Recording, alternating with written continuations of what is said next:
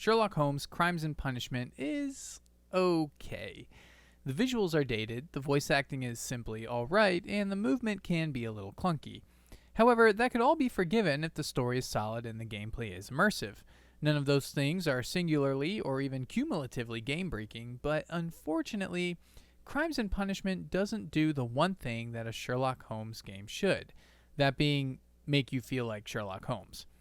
It checks all the boxes. There's a tab where you can review all your elements and a quote-unquote mind hub that imitates neurons connecting and growing when a new lead has been established and evidence put properly together. But it's not enough. Not because of how it's done necessarily, but because of how little freedom it gives to do anything other than the very linear storyline.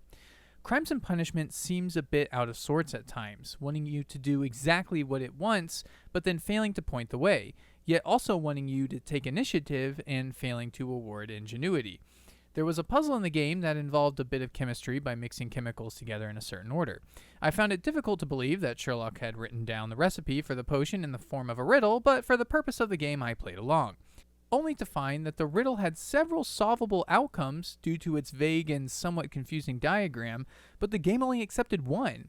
I would have kept on trying, but every time I failed, he said the same sentence and the long reset cutscene played while the vials returned to their original place. I eventually had enough of it and found the answer on a forum somewhere. This shouldn't be happening in a Sherlock Holmes game. It should keep you intrigued, on edge, feeling like the greatest detective in the world. And you don't. Another reason is the on-rails approach that the game offers. Talk to the wrong person at the wrong time and you get the same generic bot answer over and over. Speak to them after just picking up a small piece of evidence and suddenly they're willing to talk. You can almost feel the coding at work in this game, which I understand must happen, but perhaps not so vividly. I've tried speaking to NPCs after I believe I had evidence that directly contradicted what they said in the past, but I can't say anything to them because the game doesn't want me to. However, should I pick up a piece of evidence that was applicable, the game has no marker or map point to show what I've missed or who to go to next. It's almost as if the game is saying, yeah, go out there and do your thing. You're Sherlock Holmes. Just don't do anything we weren't expecting you to do. I was also shocked at the relatively small amount of clues to find at and around the scene of the crime. I was expecting to find many tiny traces of evidence and clues, but instead Sherlock only noticed the main things that any reasonable and well-trained detective might notice. You have a super detective mode by pressing T that brings out the less noticeable items, but even those are visible and should be able to be picked up normally. Also, you're Sherlock Holmes. Shouldn't you be noticing this stuff anyways? The game does Sherlock's famous personality assessment where you use mouse and keyboard keys to observe a person's traits before talking to them. However, all the traits that you examine are massively obvious and could be observed by a normal Joe during a street conversation. Sherlock also makes brutally obvious statements during investigations and cutscenes. Peter Carey was impaled to the wall by a whaling harpoon. He doesn't so much feel as London's famous detective sometimes as he does Detective Clouseau.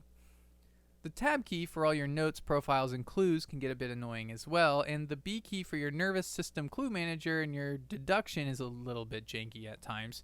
Fortunately, fast travel is simple, which is nice, but I found that I did it so much that I soon came to hate the carriage ride back and forth. Crimes and Punishment is a nice try at a detective game, not a Sherlock game.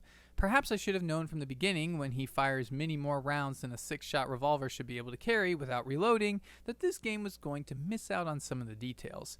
But I didn't know it would feel as empty as it does. On the plus side, it's nice to play a game that doesn't have you flick shooting and jumping from ledge to ledge with white knuckles. So, take it for what it is. Leave your expectations of what you know Sherlock Holmes to be at the door, and do your best to enjoy a more cinematic and, quite honestly, probably more realistic take on the world's greatest detective. Thanks for watching this review of Sherlock Holmes Crimes and Punishment on Pow Bam Zing. Have a wonderful day.